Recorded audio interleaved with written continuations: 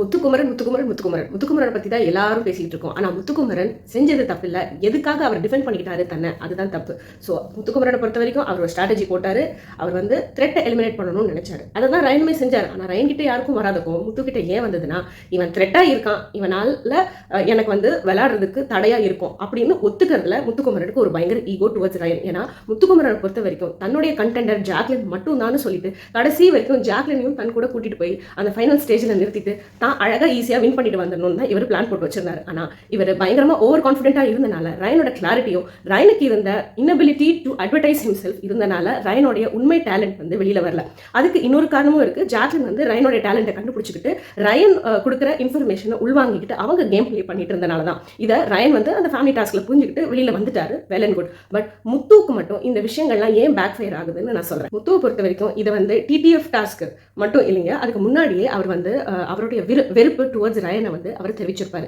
எங்கெல்லாம் டாஸ்க் இருக்கோ அங்கெல்லாம் ரயன் ஸ்கோர் பண்ணுவார், வின் பண்ணிடுவார். ஸோ இந்த விஷயம் முத்துவுக்கு பிடிக்காது. முத்துவை பொறுத்த வரைக்கும் ஹிஸ் ஒன்லி டேலண்ட் இஸ் அழகாக கருத்தாக பேசுறது. பட் ஒரு பயங்கரமான ஒரு அஜிலிட்டி, ஒரு பேசிக்காக ஒருத்தருக்கு ஒரு டேலண்ட் இருக்கும் இல்லையா. ஒரு சிங்கராக இருந்தால் சிங்கிங் தான் அவங்க மெயின் டேலண்ட். அதை தவிர சில விஷயங்களை நல்லதாக செய்யலாமே தவிர சில பேருக்கு அது டேலண்டாக இருக்கிறவங்க நல்லா செய்வாங்க. சில பேர் டாக்டர்ஸாக இருப்பாங்க, ஆனால் நல்லா பாடுவாங்களா இருக்கும். ஆனால் அவங்கள ஒரு பாடகரோட நம்மளை கம்பேர் பண்ண முடியாது இல்லையா. அப்போ பாடுற காம்படிஷனில் ஒரு பாடகர் இருக்கும், ஒரு டாக்டர் நல்லா பாடுறாங்கன்னு சொல்கிறாங்க இல்லையா. அந்த மாதிரி அவங்க ரெண்டு பேருக்கும் காம்படிஷன் வச்சா பாடகர் தானே வந்து தேர்ச்சி பெற்று மக்களால் பயங்கரமாக போற்றப்படுவார்கள். அதனால இந்த கேம் ஷோவில் டாஸ்க் ரிலேட்டடாக வரும்போது நிறைய விஷயங்கள் வெளியில் வந்தது. அதாவது ரயன் வந்து உண்மையிலேயே டேலண்டடாக இருக்காரு. ஒரு கேமை வின் பண்ணணும்னா இண்டிவிஜுவலாக திங்க் பண்ணணும். இரண்டாவது அதை எத்திக்கலாக வந்து விளையாடணும். ஸோ செயல்பாட்டில் வந்து எத்திக்கலாக இருக்கிறதும் செயல்பாட்டில் வந்து ஒரு அறத்தை வந்து காட்டுறதும் அது ஒரு கேமில் மட்டும்தான் முடியும். ஸோ அறத்தை காட்டணும்னு ப்ரொஜெக்ட் பண்ணணும்னு பேச்சு வாக்கில், அதாவது மேடை பேச்சில் பேசிடுவாங்க அப்படின்னு சொல்லுவாங்கல்ல, அந்த மாதிரி மேடை பேச்சில் நம்ம பேசிக்கிட்டே இருந்துட்டு இருந்த முத்து அதை செயல்பாட்டு முறையில் டிடிஎஃப்ல மட்டும் இல்லை எந்த டாஸ்க்லையுமே அதை கரெக்டான செயல்படுத்தாமல் போயிட்டது தான் உண்மை. அவர் செங்கல் டாஸ்கில் டீம் சூஸ் பண்ணது தப்பு. அதே மாதிரி பொம்மை டாஸ்கில் பல தவறுகள் செஞ்சு ஃபர்ஸ்ட்லேயே அவுட் ஆயிருப்பாரு. ரூல்ஸை வந்து பிக் பாஸ் சொல்லியுமே அந்த பால் பிட்குள்ளே விடக்கூடாதுன்னு சொன்னதுக்கப்புறமும் அவர் பால் பிட்குள்ளே விழுந்திருப்பாரு. ஸோ நிறைய இடங்களில் அவர் சின்ன சின்ன வகையான இந்த மாதிரி சீட்டிங் பண்ணிட்டு தான் இருந்தார். பட் அந்த கேம்னு வரும்போது ஒரு சீட்டிங் பண்ணக்கூடாது, மக்கள் வந்து நம்மளை அந்த விதத்துலையும் ஜட்ஜ் பண்ணுவாங்கன்னு இவர் ஏன் யோசிக்காம விட்டாருன்னா நம்மளுக்கு ரொம்ப சர்ப்ரைசிங்காக இருக்குது. இதில் முத்துவை வந்து அக்யூஸ் பண்ணுறாங்கன்னு நினைக்கிறத விட முத்துவுக்கு ரொம்ப சப்போர்ட் பண்ணவங்களுக்கு டிசப்பாயின்மெண்ட் ஜாஸ்தியானது தான் உண்மையான விஷயம். முத்து என்னெல்லாம் தப்பு பண்ணுவான்னு வெயிட் பண்ணிக்கிட்டே இருந்துட்டு முத்துவை அக்யூஸ் பண்ற மாதிரி தெரியல. பேசிக் மக்களுடைய மென்டாலிட்டியை பொறுத்த வரைக்கும் நம்ம இவ்வளோ சப்போர்ட் பண்ணோமே, இவ்வளோ அறத்தோட இருப்பான்னு சொன்னானே, பயங்கரமா மூளையோட வந்து விளையாடிட்டு இருந்தானே, நல்ல பையன் மாதிரி இருந்தானே, ஆனா இப்போ என்னடா அதுக்கு சப்போர்ட் பண்ற மாதிரி அவன் செயல்பாட்டில் கொஞ்சம் கூட தெரியலையே, பயங்கரமா சீட்டிங் பண்றான், ஒண்ணுக்கு ஒன்று வித்தியாசமா பேசுறான், மக்கள் உள்ள இருக்கிற கண்டஸ்டன்ஸ்லாம் அவனை கேள்வி கேட்கும் போது ஒரு கதையே 5 வகையா மாத்தி பேசுறான் அப்படின்னு மக்களுக்கு வந்த ஃப்ரஸ்ட்ரேஷனே முத்துவோடைய டவுன்ஃபாலுக்கு காரணமா இருக்குன்னு நான் சொல்றேன். உங்களுக்கும் இது தோணுச்சா? இவர் ஒரு சைடில் அர்த்தம் வச்சாலும் in order to win a game அவர் எந்த எக்ஸ்டென்ட்டுக்கு வேணாலும் போவார், எந்த ரூலை வேணாலும் பிரேக் பண்ணுவார், எந்த மொராலிட்டியை வேணாலும் பிரேக் பண்ணுவார், ஒருத்தரை பர்சனலாக டார்கெட்டும் பண்ணுவார், கேர்ள்ஸை பெருசாக போற்றி புகழ்ந்து கேர்ள்ஸை வந்து நம்ம ரொம்ப நம்பணும் அப்படின்னு சொன்ன இவர் கேர்ள்ஸ் மேலே நம்பிக்கை வச்சிருந்தானா இந்த டிடிஎஃபோட அந்த செகண்ட் ரவுண்ட்லேயே அவங்க அவருக்கு விட்டு கொடுக்காம அந்த கேமை வந்து விளையாடி இவர் கூட ஃபர்ஸ்ட்டாக வரதுக்கு ஒரு சான்ஸ் வந்திருக்கும். ஆனால் இவர் என்ன பண்ணிட்டாரு, டெஸ்பிரேஷன் ஃபார் கேம் இருந்தனால இவர் காயின் டாஸ்கில் வந்து பாய்ஸ் எல்லாம் வந்து கேர்ள்ஸை வந்து ஒருத்தரையாக வந்து அழுத்த சொல்லியிருப்பாரு. அது ஏன் நடந்ததுன்னா அது பாய்ஸ் கேர்ள்ஸ்னு அது செப்பரேட்டடாக இருந்தது. பிக் பாஸே லெஜிட்டிமேட் ரெண்டு குரூப்பா உருவாகி வச்சிருந்தனால அது வந்து ஒரு பெரிய விஷயமா தோணல. ஆனா அங்கேயே விஜய் சேதுபதி சார் சொன்னது என்னன்னா, இந்த காயினை பாஸ் தானே பண்ணணும், அதுதானே அதோட செயல்முறை. உங்களுக்கு டெஸ்பிரேஷனா ஏன்னா கேர்ள்ஸ் தான் பயங்கரமா வின் பண்ணிட்டு இருந்தாங்க அந்த டைம்ல, பயங்கரமா ஒரு ஈகோ ஹர்ட் ஆயிட்டு நம்ம வின் பண்ணியே ஆகணும்னு சொல்லிட்டு அந்த மேல் மசில் ஸ்ட்ரென்த்தை வச்சு வின் பண்ணாங்க இல்லையா அந்த கேம், அது தப்புவருன்னு அவர் சொல்லியிருந்தார். உண்மையிலேயே அந்த மண்டையில உரைக்கிற அளவுக்கு அவருக்கு தோணி இருந்ததுன்னா அது திருப்பி ரிப்பீட் பண்ணறதுக்கு ஒரு தருணம் அமைஞ்சிருக்காதுன்னு நினைக்கிறேன். ஏன்னா முத்துக்கு இது அடி மூளையில போய் அவர் வந்து ரெஜிஸ்டர் பண்ணிக்கல. ஏன்னா இதை எப்படி வின் பண்றோங்கிறதா முக்கியமே தவிர வின் பண்றது மட்டும் முக்கியம் இல்லை ஒரு கேமை பொறுத்த வரைக்கும். ஸோ இவர் என்ன பண்றாரு, பாய்ஸ் எல்லாத்தையும் ஒன்றா சேர்த்துக்கிட்டு கேர்ள்ஸ் எல்லாத்தையும் ஒரு தனியாக வந்து ஒதுக்கிடுறாரு. அதே மாதிரி அந்த கேர்ள்ஸை ஒதுக்கும் போது ரயன் வந்து கேட்கிறாரு, நான் உங்களோட சேர்ந்துக்கிட்டுமான்னு சொல்லிட்டு. அப்போ ரயனையும் ஒதுக்கிறாரு. ஏன்னா இவங்க குரூப்பா சேர்ந்ததே ரயனை வந்து முதல்ல அவுட் பண்றதுக்கு மட்டும்தான். ஆனா ரயன் டு த கான்ட்ரரி இந்த குரூப்போட சேர்ந்துக்கிறேன்னு ஏன் சொல்றாருன்னா, ரயனை பொறுத்த வரைக்கும் நான் கண்ணியமா நடந்துக்க போறேன், நான் ட்ரூவா இருக்க போறேன், எனக்கு மற்றவங்களுக்காக நான் வந்து ஹெல்ப் பண்ண போறேன், அந்த மாதிரி எந்த ஸ்டாண்டுமே எடுக்கல. டிடிஎஃப் விளையாட போறேன், இண்டிவிஜுவல் பிளேயரா விளையாட போறேன், எனக்கு எந்த இடத்துல சாதகமா வந்து ஒரு அலைன்ஸ் போடுற மாதிரி இருக்குன்னா அந்த இடத்துல போட நான் ட்ரை பண்ணுவேன் அப்படின்னு சொன்னார். ஸோ இந்த இடத்துல இவங்க வந்து பாய்ஸ் எல்லாம் ஒன்று கூடும்போது நிச்சயமா இவங்களை என்ன தாக்குறதுக்கு தான் போடுறாங்கன்னு தெரிஞ்சிருந்தோம். சரி கேட்டுதான் பார்ப்போமே அப்படின்னு சொல்லிட்டு ரயன் வந்து கேட்டிருப்பாரு. ஒருவேளை முன்னாடி முத்து சொன்ன மாதிரி கம்மி பாயிண்ட்ஸ்க்காக தான் நாங்கள் விளையாடுறோம், கம்மி பாயிண்ட்ஸா இருக்கிற ஆட்கள் தான் மட்டும் நாங்கள் ஒன்னா சேர்த்திருக்கோம், அதனால ஒன்னு சேர்க்கலன்னு சொன்னா பரவாயில்ல, இன்னும் வந்து கேம்ல இருந்து தூக்கி போடுறதுக்கு தான் பண்ணணும்னே இந்த சைட்ல சொல்லிட்டு கேம் லிட்டரலா வந்து எடுத்துட்டு போகும்போது ஒரு ஸ்டேஜ்ல ரயனை அவுட் பண்ணதுக்கு அப்புறம் கேர்ள்ஸ் ஒருத்தரையா இந்த பாய்ஸ் எல்லாம் சேர்ந்து வெளியேற்றாங்க. அதுலயும் வந்து சௌந்தர்யாவெல்லாம் 2 பாய்ஸை கட்டி பிடிச்சி இறுக்கி வச்சு அப்படிலாம் செய்யறத பார்த்தாங்கன்னா நம்மளுக்கே வந்து ஒரு கிரிஞ்சா இருக்கு.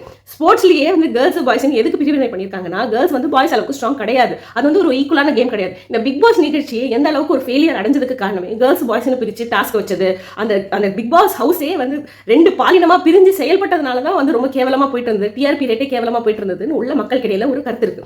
அப்போ இந்த மாதிரி ஏற்கனவே இந்த பிரிவினையை எடுத்ததுக்கு அப்புறமும் பாய்ஸ்ன்னு சொல்லிட்டு ஆணவர்கள் மட்டும் ஒரு குரூப்பா செயல்பட்டு த்ரெட்டா இருக்கிற ஒரு பையனையும் மித்த கேர்ள்ஸையும் வந்து அடிச்சு தூக்கணும் அப்படின்னு நினைச்ச அந்த ஸ்டாண்ட் வந்து முற்றிலும் தவறானதுதான். ஆனா இந்த இடத்துல சமயோஜித புத்தியோட முத்து ஆமா ஸ்ட்ராட்டஜி போட்டேன். அந்த நிலவரத்துல நான் வந்து இந்த டிடிஎஃப்ல சர்வை பண்ணணும்னா எனக்கு மார்க்ஸ் தேவை. அதனால நான் ஒரு ஸ்ட்ராங்கான ஒரு டீம் எடுத்து நான் பண்ணேன்னு சொல்லியிருந்தா இந்த அளவுக்கு அவருக்கு வந்து இவ்வளவு ஜஸ்டிபிகேஷன் மேல ஜஸ்டிபிகேஷன் வைக்கணும்னு அவசியப்பட்டிருக்காது.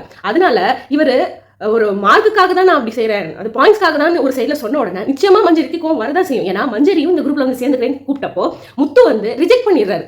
நீ வரக்கூடாது, இந்த நான் போடுற அலையன்ஸ்ல நீ வரக்கூடாது, நாங்க பாய்ஸ் எல்லாம் ஒன்னா போடுறோம். அப்போ ஸ்ட்ராங்கான டீமுக்காக தான் போடுறேன். ஆனா பாயிண்ட்ஸ் எதுக்கு வச்சு நான் விளையாடுறோம்னு போய் சொல்றேன்னா மஞ்சரிக்கு தோணும். இன்ஃபேக்ட் கேர்ள்ஸ் எல்லாருக்குமே தோணும். உள்ள இருக்கிற ஆட்களையே இவ்வளவு ஆப்வியஸா ஸ்ட்ரென்த்துக்காக விளையாடுற நீ எங்களெல்லாம் என்னவோ நீ நல்லவ மாதிரி கன்வின்ஸ் ஏன் பண்ற, நாங்க பாக்குறதுக்கு என்ன முட்டாளா தெரியுமான்னு உள்ள இருக்கிற கண்டஸ்டன்ஸ்க்கே அவர் பார்த்தோன்னே ஃப்ரஸ்ட்ரேஷன் வந்துருது. இதே ஃப்ரஸ்ட்ரேஷன் தான் இந்த நிலவரம் தான் நடக்குதுன்னு நம்மளுக்கு தெரியுது. ஆனா இதுல நல்லா கவனிக்கணுங்க, என்னதான் வந்து முத்து தன்னை ரிஜெக்ட் பண்ணிட்டான், ஒரு ஃப்ரெண்டை கூட இங்க ஃப்ரெண்ட்ஷிப்க்கு ரொம்ப வந்து இம்பார்ட்டன்ஸ் கொடுக்குற ஜாக்லினுக்கு மஞ்சரியை வந்து முத்து ரிஜெக்ட் பண்ணிட்டாங்கிற கோவம் வருது உள்ள.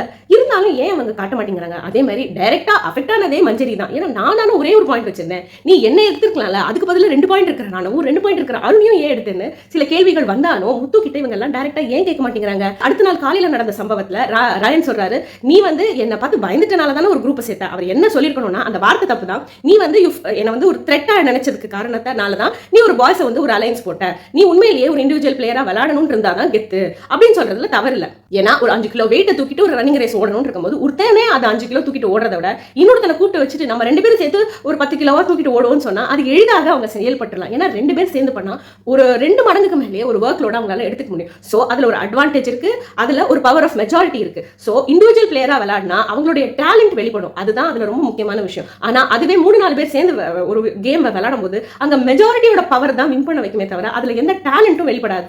ஈஸியா வின் பண்ணிடலாம். இதுக்காக தான் அவங்க அதை செய்யறாங்க.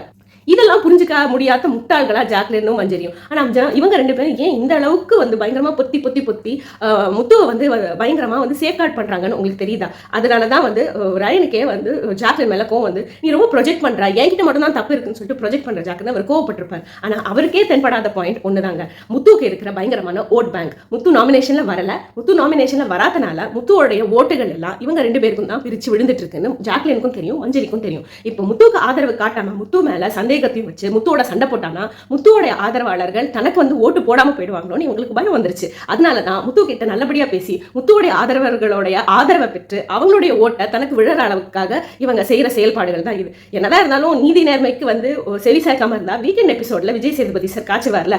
அதனால இங்கேயும் அங்கேயும் கொஞ்சம் தான் கேள்வி கேட்கறாங்க முத்து கிட்ட. ஆனா ரயன் கிட்ட தான் நிறைய கேள்விகளை கேட்கறாங்க. ரயன் கிட்ட முத்துவா பயங்கரமா ப்ரொடெக்டும் பண்றாங்க. இப்ப புரிஞ்சுதா இந்த ஃப்ரெண்ட்ஷிப்புக்கான பேக்ரவுண்ட் ஸ்டோரி? பல பேர் வைக்கிற இன்னும் இம்பார்ட்டன்டான ரொம்ப பாப்புலரான கேள்வி என்னன்னா, முத்துவை ஏன் எல்லாரும் வந்து கார்னர் பண்றாங்க? முத்து கிட்ட ஏன் சண்டை போடுறதுக்காக பல மணி நேரம் எல்லாரும் சேர்ந்து ஒண்ணு கூடி பேசி வந்து அந்த பையனை வந்து துன்புறுத்துறாங்க. முத்து தன்னை கார்னர் செய்யப்படணும்னு நினைச்சு இது செய்யற ஸ்கெட்ச் தான் நான் சொன்னா நம்புவீங்களா? இதுல இன்னொரு அட்வான்டேஜ்காக தான் இது செய்யறான்னு சொன்னா உங்களுக்கு ஷாக்கிங்கா தான் இருக்கும். இருங்க லைக் போட்டுட்டு இந்த வீடியோ இன்னும் பார்த்துட்டு வாங்க. இது சுவாரஸ்யமான சீக்ரெட்டை நான் உங்ககிட்ட சொல்றேன். இந்த சொசைட்டியை பொறுத்த வரைக்கும் ஒரு 4 பேர் சேர்ந்து ஒருத்தனை தாக்குனா அவன் ஹீரோ மாதிரி தான் தெரியுமா, அந்த 4 பேர் எல்லாம் வில்லன் மாதிரி தான் தெரிவாங்க.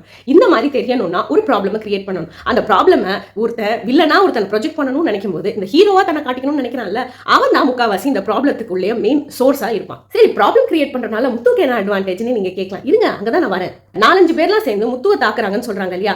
4-5 பேர் சும்மா போற முத்துவை யாரையும் தாக்கலைங்க. சும்மா ஒருத்தன் போயிட்டே இருக்கான், அவனை கூப்பிட்டு வச்சு இவன் பயங்கரமா அவன் மக்கள் கிடையாது ரொம்ப பிரபலமாயிட்டான், சரி இவனை கூப்பிட்டு வச்சு இவனை அசிங்கப்படுத்தும், இவனை வேணுனே கார்னர் பண்ணுவோம் அப்படின்னு எந்த கண்டஸ்டன்ட்டுமே புத்தி உள்ள கண்டஸ்டன்ட் யோசிக்க மாட்டாங்க. ஏன்னா ஆதரவாளர்கள் இருப்பாங்க, அவங்க கிட்ட நம்ம எதிர்ப்பு சந்திச்சிருவோம், மக்களுக்கு நம்மளை பிடிக்காம போயிடும் கூட அவங்களுக்கு தோணும். ஆனா இது அவ்வளவு முத்து பண்றதுக்கு காரணம் என்னன்னா முத்துவோடைய ஒரு பயங்கரமான வீக் பாயிண்ட் தான். ஆனா இதை அவர் தெரியாம செய்யறாருன்னு சொல்லவே முடியாது. ஏன்னா அவர் தெரிஞ்சுதான் இது செய்யறாரு. இதுக்கு காரணத்தை அவர் ஃபர்ஸ்ட் வீக்லயே சொல்லிட்டாரு. எல்லாரையும் பர்சனலா போய் அவங்களுடைய பர்சனல் கேரக்டர்ல ஒரு ஸ்கிரீச்சா ஒரு பயங்கர பிளேடு போட்டு கீறி விட்டுறாருங்க. இதை நான் ஒருத்தர்கிட்டயா சொல்றேன், நீங்களே ஞாபகப்படுத்தி பாருங்களேன். இந்த கேர்ள்ஸ் எல்லாம் பயங்கர சோம்பேறிங்க, பாய்ஸ் போடுற அளவுக்கு உழைப்பே போட மாட்டாங்கன்னு ஃபர்ஸ்ட்ல கேர்ள்ஸ் அண்ட் பாய்ஸா இருக்கும்போது சொல்லியிருப்பாரு.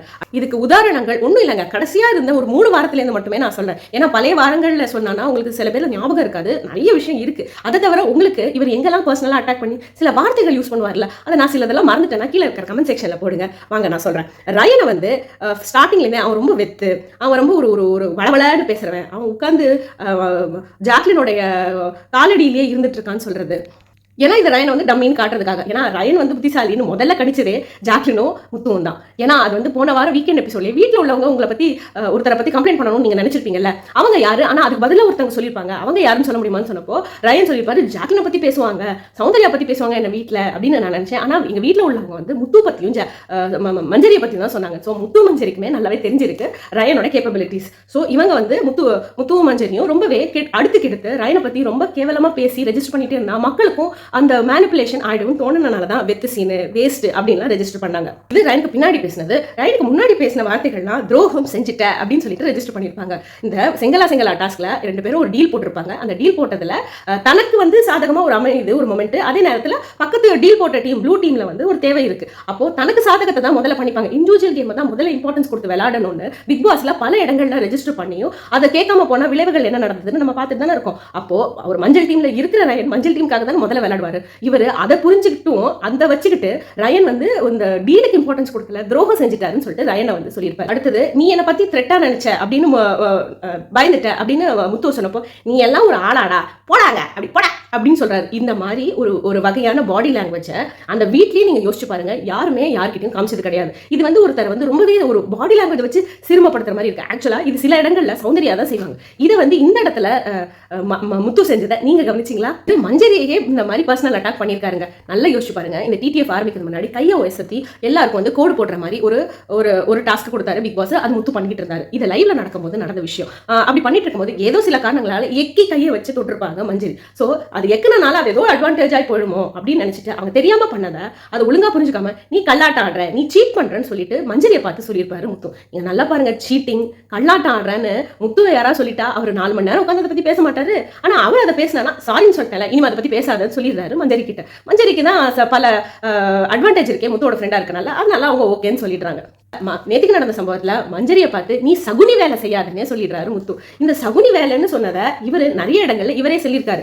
முத்து ஜாக்லினுக்கும் சௌந்தர்யாக்கும் இடையில பயங்கரமான மோதலுக்கு சில அண்டர் பிளே எல்லாம் பண்ணாரு. ஜாக்லின் உனக்கு தெரியுமா, அவ வந்து உன்னை வந்து ஃப்ரெண்டா நினைச்சானா இந்த விஷயம் எல்லாம் பேசியிருக்க மாட்டா. அதே மாதிரி அருணுக்கும் விஷாலுக்கும் இடையே விஷால் என்னடா அவனை மதிக்கவே மாட்டேங்கிறான் அப்படின்னு சொல்லி அருண் கிட்ட பேசி அருணுக்கும் விஷாலுக்கு இடையில டிஃப் கிரியேட் பண்ணியிருப்பாரு. பாய்ஸ் கேர்ள்ஸாக பிரிஞ்சிருக்கும் போது. ஸோ சகுனி வேலை செஞ்சுட்டு இருந்தாரு முத்து. இந்த சகுனி வேலை செய்யறதுல கூட ஒரு அசிங்கம் இல்லைங்க, அது ஸ்ட்ராட்டஜின்னு எடுத்துக்கிட்டானா அதை ஓப்பனா போல்டா சொல்லிட்டா பிக் பாஸ்ல அதை வந்து தப்பா நினைக்க மாட்டாங்க, ஒரு கேமரா தான் நினைப்பாங்க. ஆனா இவர் என்ன பண்ணிடுறாருன்னா, இவர் அது செஞ்சா தவறு இல்லை, மற்றவங்க செஞ்சா தவறு, என்னை பத்தி நீ எப்படி ப்ரொஜெக்ட் பண்ணலாம், என்னை பத்தி, அதாவது அவர் மட்டும் தான் சகுனி வேலையை செய்வாரா, ஆனா அதை பத்தி யாரும் கேட்கக்கூடாது. ஆனா அவர் வந்து சகுனிங்கிற வார்த்தை யூஸ் பண்ணா கூட உடனே அவர் சாரி கேட்டோம்னா அதை மறந்துடும். இந்த இடத்துல ஆக்சுவலா அவர் சகுனின்னு சொன்னது வந்து மஞ்சரி காதுல கேட்கல. கேட்டிருந்தா மஞ்சரி வந்து ரொம்ப ரியாக்ட் பண்ணியிருப்பாங்களான்னு நான் அசியூம் பண்றேன். ஆனா அது எவ்வளவு பெரிய வார்த்தை. சகுனிங்கிறது ஒரு கம்ப்ளீட்லி மகாபாரதத்தில் இருக்கிற ரொம்ப ரொம்ப ஈழ்வான ஒரு நெகட்டிவான கேரக்டர். ஸோ மக்களுக்கு வந்து எந்த அளவுக்கு ப்ரொஜெக்ஷன் பேசி ஒரு மஞ்சரி மேலன்னு இவருக்கு தெரிஞ்சுட்டு தானே பேசுறாரு. அப்போ ரயன் வந்து நீ என்னை பத்தி த்ரெட்டா நினைச்ச அப்படிங்கறத வந்து நீ என்னை பார்த்து பயந்த, நீங்க எல்லாம் பார்த்து என்ன பயந்தீங்கன்னு ஒரு உண்மையை தான் சொல்லியிருப்பாரு.